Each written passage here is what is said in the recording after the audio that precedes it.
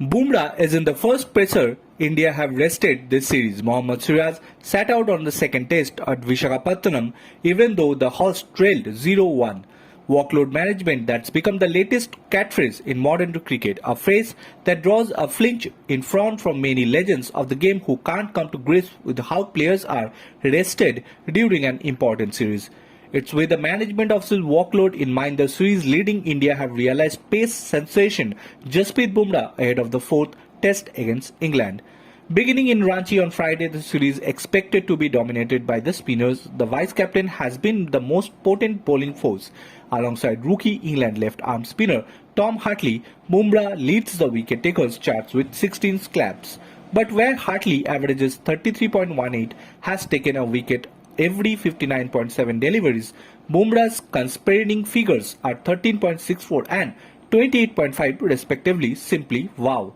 Bumrah isn't the first pacer India have rested this series. Mohammad Siraj sat out the second test in Visakhapatnam even though the host trailed 0-1 and Hyderabadi had bowled mere 11 overs in the first test at his home ground.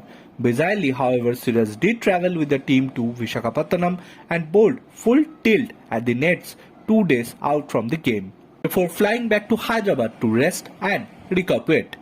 Perhaps not having played any respective cricket makes it harder to see logic in the sequence of the events. In the test career spinning 15 years and a half and won 31 matches, the great Kapil Dev sent down 27,740 deliveries to who is go 11,202 in 225 one-day international in all.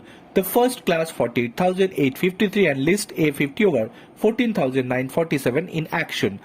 All rounders seemed delivered 63,800 balls, nearly two-thirds of them of unresponsive pitches in the subcontinent and oftentimes without adequate pace support. Kapil didn't feel the need for rest to recuperate and recharge. No one felt that need to manage his workload for good measures. He hardly missed a game through injury. Times has changed, of course. Those escaping the workload management cause will point the absurdity of the non-comparison and point out just how much cricket is being played these days compared to when Kapil was still active. They are right, of course, especially with the event of T20 format, the demands of today's cricketers and especially the fast bowlers are manifold. It is inactive to ensure the players don't burn out quickly or pick up niggles that snowball measures injuries, but wrapping them into cotton wool isn't the answer to either. 5 tests in 7 weeks is a huge ask for players of all hues. For the pacers, the challenges and demands are massive.